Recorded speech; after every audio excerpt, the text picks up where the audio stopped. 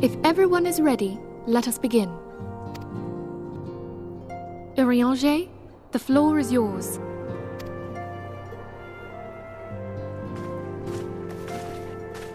As all here assembled now know, in its final hours as our Order's headquarters, the Waking Sands did play host to a most unexpected visitor. I speak of the Ascian clad in white, Elidibus. Unwelcome though his presence was, his words that day did serve to confirm a truth long suspected, that the Ascians are eternal beings, to whom physical destruction is as a temporary inconvenience. In the intervening time, Eorzea and I have striven to discover a means by which the Ascians might more permanently be slain. And 'tis my belief that we have found the thread that will allow us to unravel the twisted skein of their existence. In the moments prior to Leviathan's most recent manifestation, the Sahagin elder who summoned him was observed to undergo some manner of ascension. The etheric readings taken by Y'shtola at the time of this transfiguration have proven most enlightening. The disruption to the flow of ether was sudden and dramatic. So tangible was the agitation, I scarce had need of my goggles. The significance of Y'shtola's readings might better be understood in the context of mine own, taken at the instant of the Lord of Levin's demise.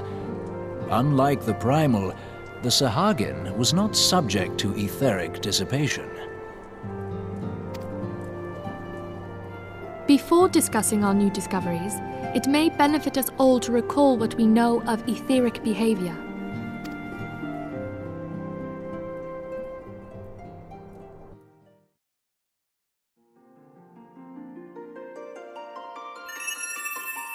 Let us begin at what some might call the end.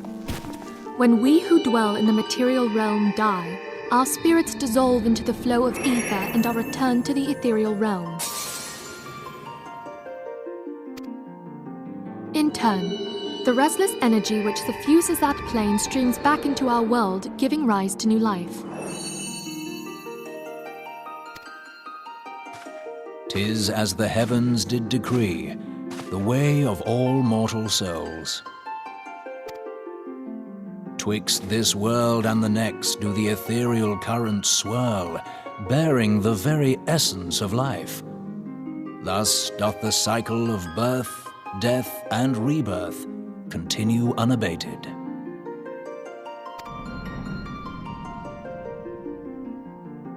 Primals behave somewhat differently. In order to manifest and then maintain a physical presence in this realm, they must consume vast quantities of ether, most often in the form of crystals. Though they may seem to live, their flesh is but ether given shape.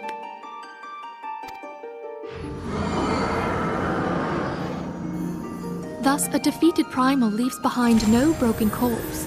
Rather, the essence of its form seeps back into the land whence it came, and the energy of its shattered spirit is called back to the ethereal realm.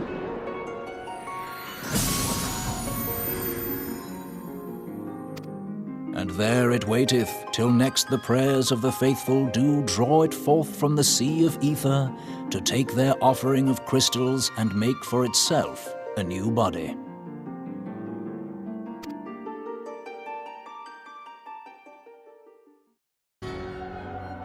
Which brings us on to the third group, the so-called immortals. They exist in a manner all their own.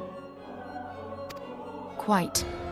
Even as the Sahagin elder fell to the Admiral's musket shot, I witnessed the release of an ethereal cloud, which immediately took possession of a nearby minion. A soul that dissipateth not upon the death of the flesh. The secret of life everlasting, and in the claws of a Sahagin no less. But I wonder, what would happen to one of these obstinate spirits should there be no suitable host for it to claim? If mortal death entails a return to the ethereal realm, it seems doubtful that the soul of an immortal would venture there. Nay, it merely withdraweth the distance, unto the shore of the ethereal sea, perchance, but no further.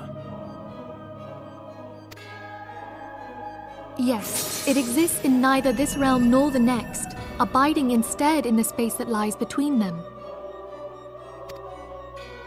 The Ascians took control of Thancred by means of a crystal of darkness, an artifact which, if our theories are correct, serves as a gateway to the place I have just described. I was hoping people had forgotten about that. I am sorry, my friend. For a mercy, the weary road of our research hath brought us unto an answer. The Sahagin ascended to an immortal state, but he did not possess a crystal of darkness through which to flee this realm. Thus was he consumed by Leviathan. If we could entrap the spirits of defeated Ascians in like manner, and thereby deny them resurrection...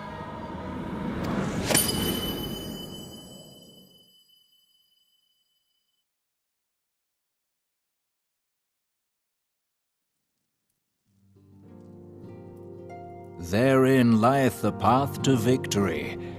Thou art most perceptive, my lady. Only when we have trapped the bodiless soul within an ethereal prison can we hope to defeat its unnatural constancy. Thus might even an eternal paragon be consigned to oblivion. These feats are, of course, far easier said than done.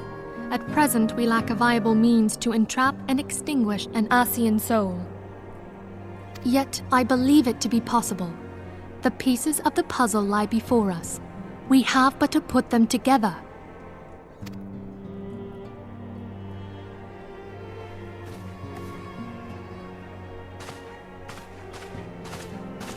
I will depart at once to convene with the sages of Sharlayan.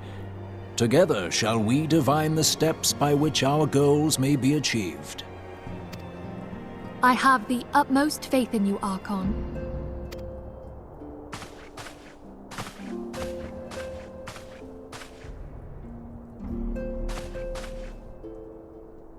Beg pardon, antecedent, but I would raise one final matter. Even now, a Sharlayan survey party seeketh to ascertain the fate of the students of Baldessian. Their findings shall soon be known to us. Though you harbor feelings of dread, I bid you surrender not to sorrow, but abide instead in hopeful prayer. I shall, Archon. Thank you.